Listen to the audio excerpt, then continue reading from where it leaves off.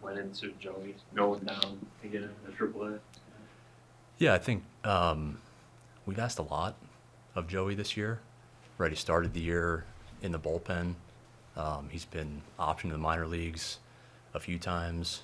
In his stint in the minor leagues, we asked him to stretch out as a starter, and really, by and large, Joey came up and helped us win games in the rotation. At the same time, we think there's more in there for Joey, and he's got swing and miss caliber stuff, and when he's in the strike zone with his swing and miss stuff, he can be a really effective major league starting pitcher. Really when he's paired the strike throwing or the best stuff in the strike zone, he's had really good outings. I think that's really what the next step will be in Joey's continued development as he goes back to Columbus. You guys envision him staying stretched out for the rest of the season? I think we view Joey as a starter. He's obviously proven capable of contributing in different roles, but as he goes back to the minor leagues, we expect he'll continue starting. And I think with any move like this, right, there's a lot to balance. There's winning, development, and other factors. So things like this are tough, but we continue to believe Joey can be a capable, effective major league starting pitcher.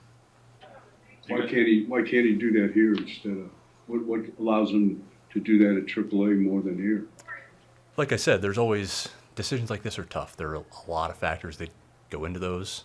We're balancing winning and development, and for Joey, when he's thrown his best stuff consistently in the strike zone, that's when he's had his best outings. We'd like him to continue working on that. Have you guys gotten around to who's going to take his spot in the rotation next turn? We're actively discussing that now. Look, I think Joey's was scheduled to pitch on Wednesday, and then his turn comes around every 5 to 6 days after that. So we have a range of options, and we're actively discussing how we might want to tackle Wednesday and that turn in the rotation. Too early for means based on the volume he's at currently, would you say? Or is Yeah, I don't think he's an option yet. Look, we were really encouraged by John's rehab outing the other day. I think he's scheduled to make his next rehab outing this upcoming week on Wednesday, if I'm not mistaken, the 20th. I think this past outing was 3 ups with about 40 pitches. This next one will also be 3 ups with 5 or 10 more pitches than that. So where he is from a volume standpoint wouldn't make him a major league option at this point. But excited about the progress he's making, and he's doing really well.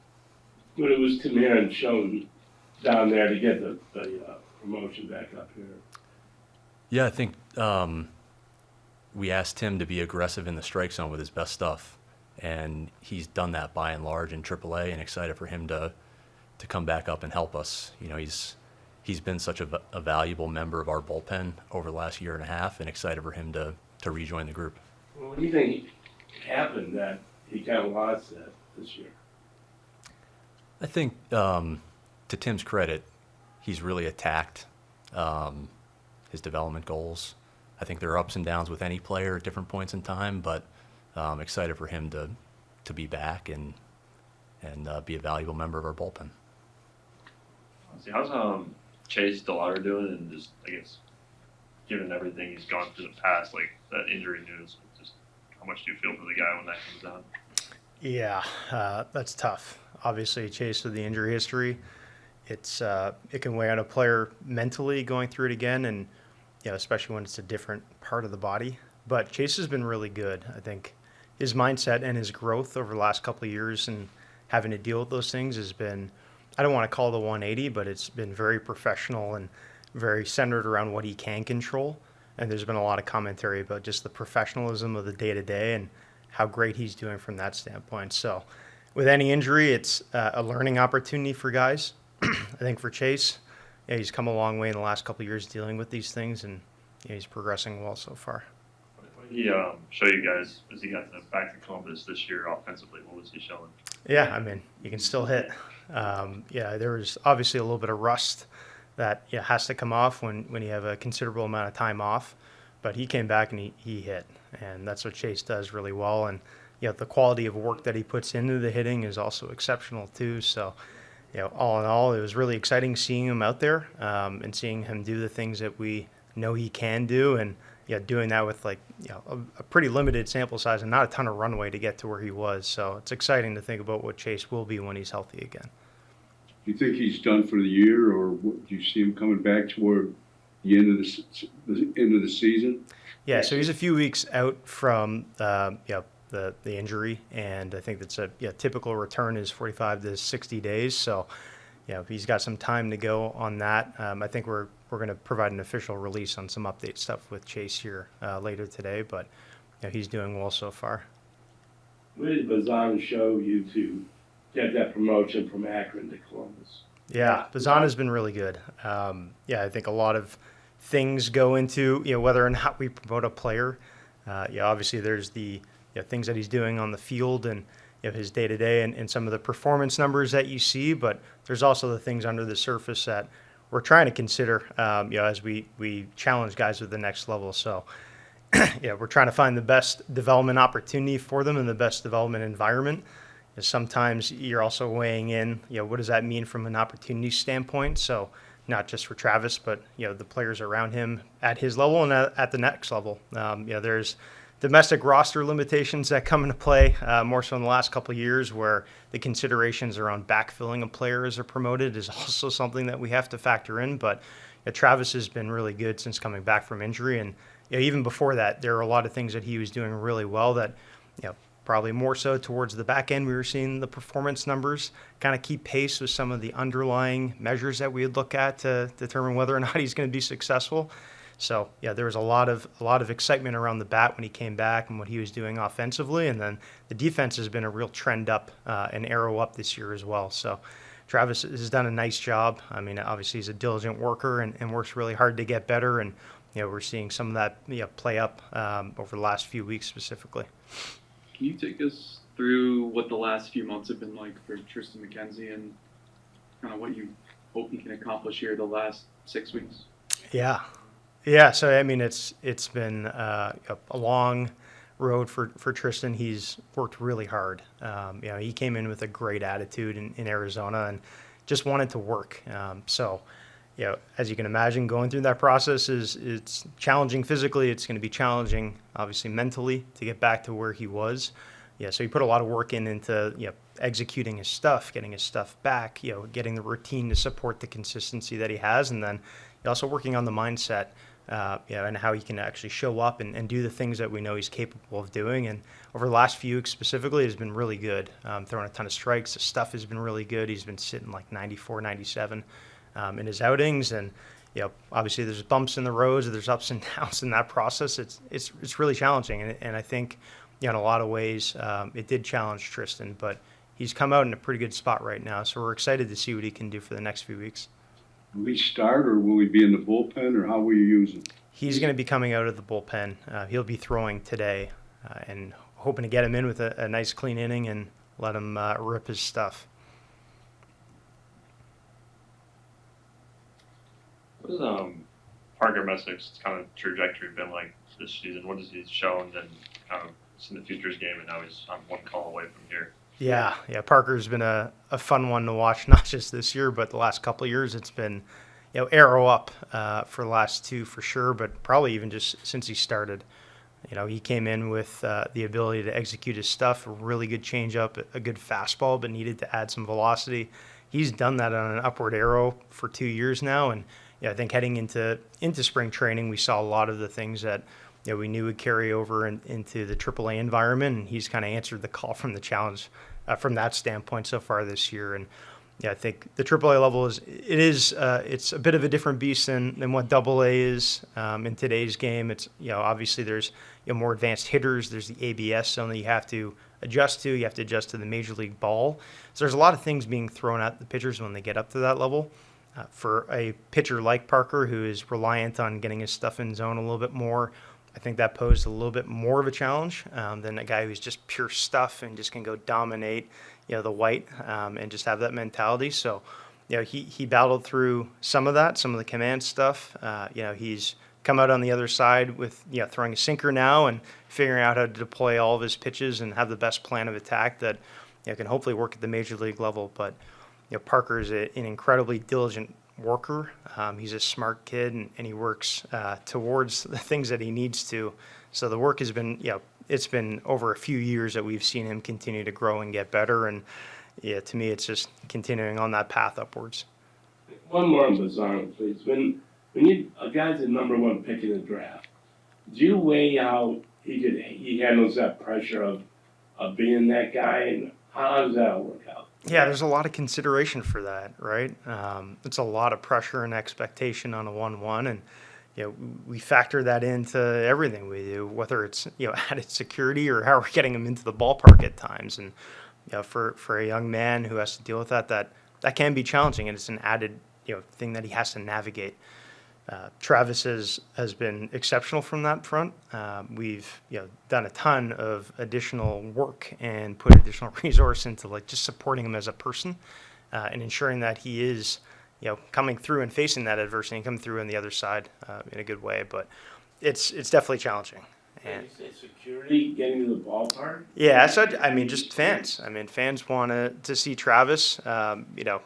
They want to get autographs, and there are things that at a minor league stadium sometimes access is easier for fans than at a major league stadium, and there's considerations around those are real things, and not just Travis but all our other players, and we do a really good job with that. Sometimes other facilities we need to call ahead and support that too, but those are things a lot of people want to see Travis, and for good reason. He's a really good baseball player. How's Naquin doing in his change to pitching? Yeah, so I think he's thrown 10 innings thus far in Lake County. He's done pretty well from a preventing run standpoint. He's still learning what it means to be an everyday pitcher professionally, I think, and he's brought a really good attitude to that process. Understanding what it means to recover in between outings, and how to plan your plan of attack and prepare for the game itself. That is an adjustment, and he's done a pretty good job at that. Obviously, he's only thrown 10 innings at this point, and it's hard to say, what does that actually look like in a larger sample. But I think he continues to work on throwing strikes, and he's got pretty good stuff. It's just the consistency of it, and in fairness to Tyler, he hasn't done it a ton, and it has been arrow up, and he has gotten a lot better. But again, 10 innings there, some innings in Arizona. There's still a lot left if he wants to continue doing that. What were just the internal conversations when he comes to you guys and says, "Hey, I want to pitch"? How do you vet that, and what kind of led you to think maybe it's a gamble worth taking? Yeah, good question. So I think first and foremost it was, oh, that's cool. Tyler's he's a character. He's obviously, we know him really well in the organization, and that idea was. It was interesting just to start, just with the person he is and what it could be. And then we got more information. We got some bullpens. We got some TrackMan data. We had people that were working with him that we were intimately connected to, and had really good insight into the quality of work and the seriousness that he was going to bring into it. Obviously, when you switch from, you're going from a position player to pitchers in your mid-30s, you have to be really serious about that, and you have to come to the understanding that you're not just going to start in Double-A, and this is going to be a one-year journey. So, as we collected all of that information, we were gauging how serious is it? What does the stuff look like? What are things that we can help them develop? Because there were things for sure that we saw that were that can get better. And I think it raised or got above the threshold of we have the space for him. Let's try this. It was very interesting, and it still is. What's his velo at? He's averaging anywhere in between 92 to 95, sometimes 96, depending on the day. Again, with Tyler and the setting and understanding what it means to actually pitch professionally, it can kind of jump around a little bit, but he's consistently in the mid-90s. Has Espino been throwing this season? Espino has been throwing. He took a little bit of a deload. He's had a couple of bullpens in the last few weeks. Again, there'll be a little bit more information that we'll share, but he has been throwing. How does he keep his spirits up, man? He's had so much bad luck. He has. Daniel's an incredible human being. If anyone who's spent time with him feels that right away, that's challenging. He's gone through a lot personally. He's gone through a lot professionally, and it's just the person that he is to just take that and continue moving forward. I mean, his mindset is incredible when you talk to him, but just the focus on the day-to-day. And I think even in the last couple of years, pulling back from when we first had him and he was younger, he was very detail-oriented, and every single thing that he did had a purpose. He still has that, but he's a little bit more lenient on himself and gives himself a little bit more grace and doesn't wear it as much. So it's a combination, I think, of the maturity of who he is. Well, the maturity factor, and then also like who he is as a person. It's just the resilience there is just off the charts. With Brito, where is he at? How's Brito doing? Yeah, so I believe he's around 6 weeks post-injury. That type of injury is typically 8 to 12 weeks to get back to where you were in game activity. So that's kind of the timeline for it. He's still doing some baseball activities, and it's just Right? correct. Yeah, so a lot of the work has been. He's still swinging. He's throwing. He's doing some defense. A lot of the work is just building up the resiliency in the hamstring to be able to run. We've been witnessing the Ralphie Velasquez breakout this season. Is that how you kind of deduce what he's been doing? Yeah, that's. I would say it's a breakout for sure. I think since July he might be in the top few hitters in minor league baseball in terms of production. But yeah, the breakout is not something that caught us by surprise, I should say. So I mean, it was maybe a bit of a running joke or just a following of the underlying measures and things that we were seeing. We knew that the performance was going to come because everything else was elite. And sometimes it just takes a little bit of the trajectory of the ball off the bat adjustment and a bit of a mindset change for that to kind of show up. So, we were just waiting for that to happen. And, not that we come out and say that, a young 20-year-old in AA was going to do what he's doing now. And, the performance that he's had in high A since July, but he's a really good hitter, and we knew that the outcomes were going to match some of the underlying measures that we had. So it's been really fun watching Ralphie do what he's been doing for the last month and a half, 2 months.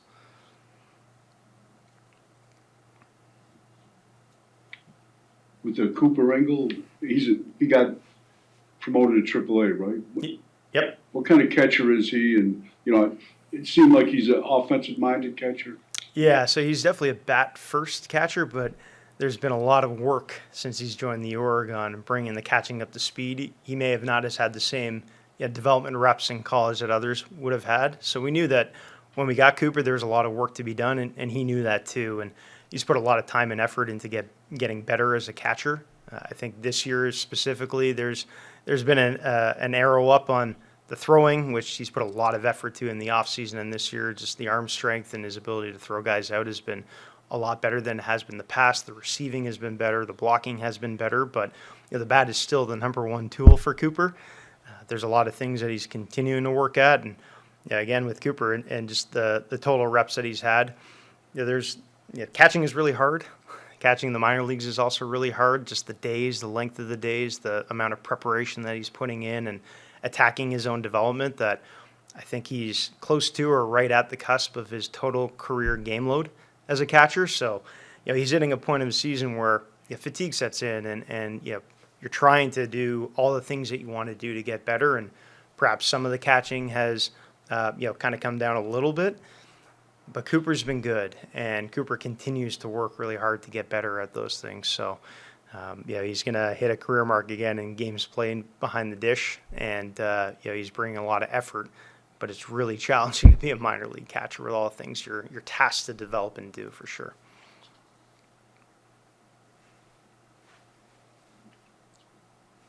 And Nikhazy's still on the IL. Is Doug Nikhazy? Yep. Yeah. So he's still on the IL and working through what the plan is for him.